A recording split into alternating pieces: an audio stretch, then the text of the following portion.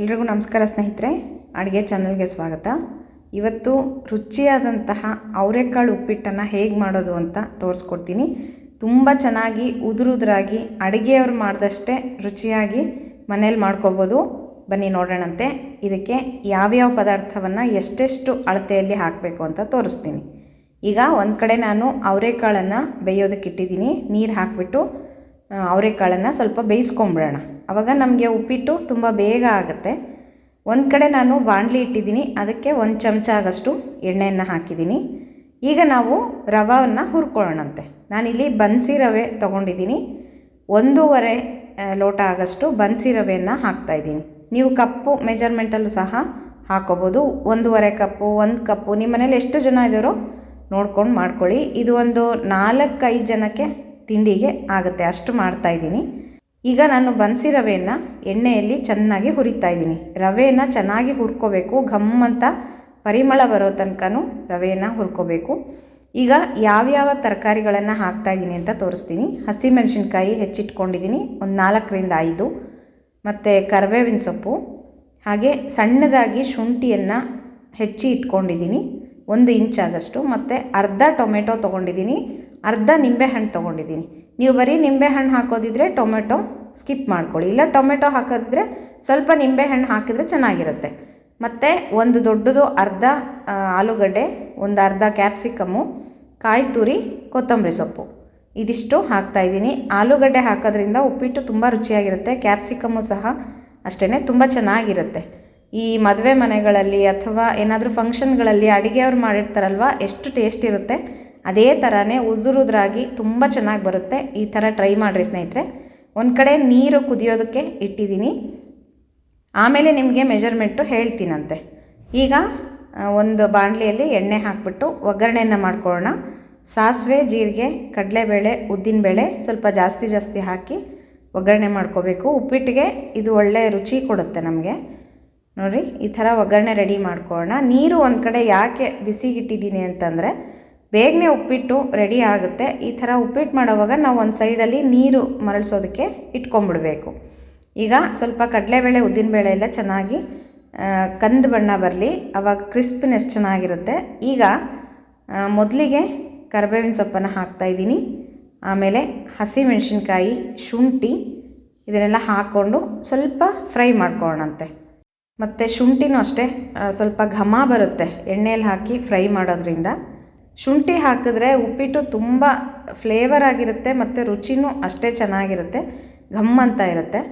ಈಗ ಹೆಚ್ಚಿಟ್ಕೊಂಡಿರೋವಂಥ ಆಲೂಗಡ್ಡೆ, tomato, capsicum ಎಲ್ಲನೂ ಒಟ್ಟಿಗೆ ಹಾಕ್ಕೊಂಬಿಡೋಣ.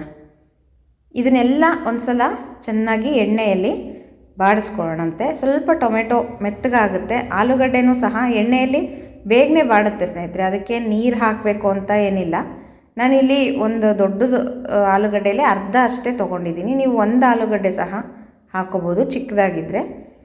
ಬೇಡ ಅಂತಂದರೆ ಆಲೂಗಡ್ಡೆ ಸ್ಕಿಪ್ ಮಾಡ್ಕೋಬೋದು. ನೀವು ಬರೀ ಟೊಮೆಟೊ, ಕ್ಯಾಪ್ಸಿಕಮ್ ಹಾಕ್ಕೊಂಡು ಮಾಡ್ಕೋಬೋದು, ನಿಮ್ಮ ಅನುಕೂಲ. ಇನ್ನೂ ತರಕಾರಿಗಳನ್ನು ಸೇರಿಸ್ಕೊತೀನಿ ಅಂದರೆ ಸೇರಿಸ್ಕೋಬೋದು, ಅದೆಲ್ಲ ತರಕಾರಿ ಉಪ್ಪಿಟ್ಟಾಗ್ಬಿಡುತ್ತೆ. ಅದಕ್ಕೋಸ್ಕರ ನಾನು ಹೀಗೆ ಮಾಡ್ತಾಯಿದ್ದೀನಿ. ಇದಕ್ಕೆ ಬೆಂದಿರುವಂಥ ಅವರೆಕಾಳನ್ನು ಹಾಕ್ತಾಯಿದ್ದೀನಿ, ನೀರು ಸಮೇತ ಹಾಕ್ತಾಯಿದ್ದೀನಿ. ಯಾವ ನೀರಲ್ಲಿ ನಾವು ಬೇಯಿಸ್ಕೊಂಡಿದ್ವೋ ಅದನ್ನ ನೀರನ್ನು ಸಮೇತ ಹಾಕಿ 1-2 ನಿಮಿಷ ಇದನ್ನು ಕುದಿಯೋದಕ್ಕೆ ಮುಚ್ಚಿ ಇಟ್ಬಿಡೋಣಂತೆ. ಈಗ ತರಕಾರಿ ಉಪ್ಪಿಟ್ಟು ಇದೇ ಥರನೇ ಮಾಡ್ತೀವಿ. ಅದಕ್ಕೆ ಬೀನ್ಸು, ಇನ್ನು ಯಾವ್ಯಾವ ತರಕಾರಿಗಳು ಬೇಕೋ ಎಲ್ಲನೂ ಹಾಕೋಬೋದು. ಅವರೆಕಾಳು ಉಪ್ಪಿಟ್ಟು 2 ರೀತಿಯಲ್ಲಿ ಮಾಡ್ಬೋದು ಸ್ನೇಹಿತರೆ. ಇದು ತರಕಾರಿ ಹಾಕಿ ಮಾಡುವಂಥದ್ದು, ಮತ್ತು ಮೆಣಸು ಜೀರಿಗೆ ಹಾಕಿನೂ ಸಹ ಅವರೆಕಾಳು ಉಪ್ಪಿಟ್ಟನ್ನು ಮಾಡ್ಬೋದು. ಅದು ಇನ್ನೊಂದು ಸಲ ನಿಮಗೆ ತೋರಿಸ್ತೀನಂತೆ. ಈಗ ನೀರನ್ನು ಹಾಕೋಣ. ಬಿಸಿ ನೀರು ಇಟ್ಟಿದ್ವಲ್ಲ ನೋಡಿರಿ, ನಾನು 1.5 ಲೋಟ ರವೆ ತೊಗೊಂಡಿದ್ದೆ. ಅದಕ್ಕೆ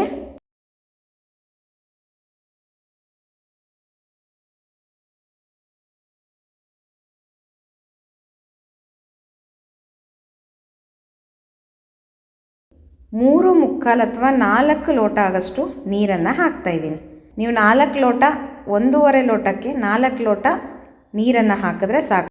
1 ಲೋಟ ಅಥವಾ 1 ಕಪ್ಪು ರವೆ ತೊಗೊಂಡ್ರೆ 2 ಅಥವಾ 2.5 ಅಷ್ಟು ನೀವು ನೀರನ್ನು ಹಾಕಬೇಕಾಗುತ್ತೆ. ಯಾಕಂದರೆ ಬನ್ಸಿ ರವೆ ಸ್ವಲ್ಪ ಬೇಗ ಗಟ್ಟಿ ಬರುತ್ತೆ, ಸ್ವಲ್ಪ ನೀರು ಜಾಸ್ತಿ ತೊಗೊಳುತ್ತೆ ಬೇಯೋವಾಗ. ಅದಕ್ಕೋಸ್ಕರ ನೋಡಿರಿ ಇಲ್ಲಿ ಕುದೀತಾ ಇದೆ. ಇದಕ್ಕೆ ನಾನು ರುಚಿಗೆ ತಕ್ಕಷ್ಟು ಉಪ್ಪನ್ನು ಹಾಕ್ತಾಯಿದ್ದೀನಿ. ಕಲ್ಲುಪ್ಪೆ ಹಾಕ್ತಾಯಿದ್ದೀನಿ ನಾನು, ನೀರಲ್ಲಿ ಕರಗಿಬಿಡುತ್ತೆ ಅಂತ. ಈಗ ತುರಿದಿರುವಂಥ ಕಾಯಿ ತುರಿ ಮತ್ತು ಕೊತ್ತಂಬರಿ ಸೊಪ್ಪನ್ನು ಹಾಕ್ತಾಯಿದ್ದೀನಿ. ನಾನು ನೀರಿಗೆ ಯಾಕೆ ಹಾಕ್ತಾಯಿದ್ದೀನಿ ಅಂದರೆ ಚೆನ್ನಾಗಿ ಹೊಂದ್ಕೊಳ್ಳುತ್ತೆ ಉಪ್ಪಿಟ್ಟಲ್ಲಿ. ಮತ್ತು ಇದಕ್ಕೆ 1-2 ಚಮಚ ಆಗಷ್ಟು ತುಪ್ಪ. ಹೀಗೆ ನೀರು ಕುದಿಯೋವಾಗ ತುಪ್ಪ ಹಾಕಿದ್ರೆ ನಿಮಗೆ ಉಪ್ಪಿಟ್ಟು ತುಂಬ ಉದುರಾಗಿ ಚೆನ್ನಾಗಿ ಬರುತ್ತೆ. ಮುದ್ದೆ ಆಗೋದಾಗಲಿ ಏನೂ ಆಗೋದಿಲ್ಲ. ನೀವು ನೀರು ಕುದಿಯೋವಾಗ ಮಾತ್ರ ತುಪ್ಪವನ್ನು ಹಾಕೋದು ಮರಿಬೇಡ್ರಿ. ಈಗ ನೀರು ಚೆನ್ನಾಗಿ ಮರಳ್ತಾ ಇದೆ. ಈಗ ಒಂದು ಸಲ ಎಲ್ಲ ಚೆನ್ನಾಗಿ ಕಲಿಸ್ಕೊಂಬಿಟ್ಟು ನಾವು ಈಗ ರವೆಯನ್ನು ಹಾಕಿಬಿಡೋಣ. ಹುರ್ಕೊಂಡಿದ್ದ ರವೆ ಇತ್ತಲ್ಲ, ಬನ್ಸಿ ರವೆ, ಅದನ್ನು ಹಾಕಿ ಒಂದು ಸಲ ಕಲಿಸ್ಬಿಡೋಣ. ಇದೇನು ಕಲಿಸ್ತಾ ಹಾಕಬೇಕು ಅಂತ ಇಲ್ಲ ಸ್ನೇಹಿತರೆ. ಬಿಳಿ ರವೆ ತೊಗೊಂಡ್ರೆ ಅದು ಸ್ವಲ್ಪ ಕೈಯಾಡ್ತಾ ಹಾಕ್ಕೋಬೇಕು, ಇಲ್ಲ ಗಂಟಾಗುತ್ತೆ. ಬನ್ಸಿ ರವೆ ಏನು ಗಂಟಾಗೋದಿಲ್ಲ, ಮತ್ತು ಹುರಿದಿರ್ತೀವಲ್ವ, ಹಾಗಾಗಿ ಏನೂ ಆಗೋದಿಲ್ಲ. ನೀಟಾಗಿ ನೀವು ಹಾಕಿದ ಮೇಲೇ ಕಲಿಸ್ಕೋಬೋದು. ನೋಡಿರಿ ನೀರು ಕರೆಕ್ಟಾಗಿ ಆಗಿದೆ.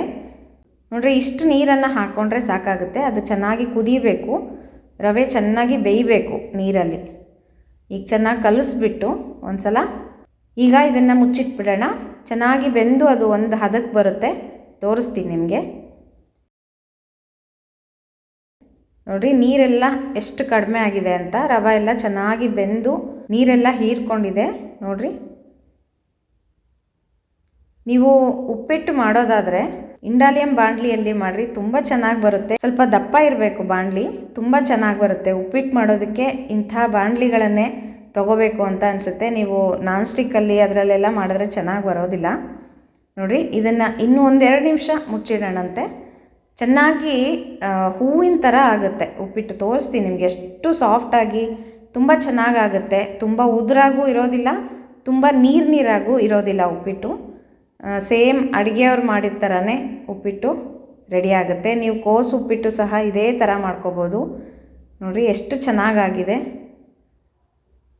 ಈ ಥರ ಉಪ್ಪಿಟ್ಟು ಮತ್ತು ಹುರ್ಗಡ್ಲೆ ಪುಡಿ, ಕಡಲೆ ಪುಡಿ ನಾನು ತೋರಿಸಿದ್ದೀನಲ್ವ ಚಾನಲಲ್ಲಿ, ಅದನ್ನು ಮಾಡ್ಕೊಳ್ರಿ ಇದಕ್ಕೆ. ಮತ್ತು ಮಾವಿನಕಾಯಿ ಉಪ್ಪಿನಕಾಯಿ ಹಾಕ್ಕೊಂಡು ತಿಂತಾಯಿದ್ರೆ ಆಹಾ ಎಷ್ಟು ರುಚಿ ಇರುತ್ತೆ ಸ್ನೇಹಿತರೆ. ಟ್ರೈ ಮಾಡಿರಿ. ಈಗಂತೂ ಅವರೆಕಾಳು ಸಿಗ್ತಾಯಿದೆ, ತಂದ್ಕೊಂಡು ಒಂದು ಸಲ ಮಾಡ್ಕೊಳ್ರಿ ಅಂತ ಹೇಳ್ತೀನಿ. ಈಗ ಅವರೆಕಾಳು ಉಪ್ಪಿಟ್ಟು ರೆಡಿ ಆಯಿತು. ಇದಕ್ಕೆ ಇನ್ನೊಂದು ಸ್ವಲ್ಪ ತುಪ್ಪ ಸೇರಿಸ್ಕೊಂಬಿಡೋಣ ಟೇಸ್ಟಿಗೆ, ತುಂಬ ಚೆನ್ನಾಗಿರುತ್ತೆ. ಈಗ ನಾವು ಇದಕ್ಕೆ ನಿಂಬೆಹಣ್ಣನ್ನು ಹಿಂಡಿಬಿಟ್ಟು ಕಲಸಿ ಇಟ್ಬಿಡೋಣ. ಸ್ಟವ್ ಆರಿಸಿದ ಮೇಲೆ ನಿಂಬೆಹಣ್ಣನ್ನು ಹಿಂಡಬೇಕು, ಇಲ್ಲಾಂದರೆ ಕಹಿ ಬರುತ್ತೆ, ಅದಕ್ಕೋಸ್ಕರ. ನೋಡಿರಿ ಈಗ ರೆಡಿ ಆಯಿತು. ಇದನ್ನು ಸರ್ವ್ ಮಾಡ್ಕೊಂಬಿಡೋಣ ಸ್ನೇಹಿತರೆ. ತುಂಬ ರುಚಿಯಾದಂತಹ ಅವರೆಕಾಳು ಉಪ್ಪಿಟ್ಟು ನೀವು ಎಲ್ಲ ಟ್ರೈ ಮಾಡಿರಿ ಸ್ನೇಹಿತರೆ. ಹೇಗೆ ಬಂತು ಅಂತ ನನಗೆ ತಿಳಿಸೋದು ಮರಿಬೇಡಿ. ನಮಸ್ಕಾರ.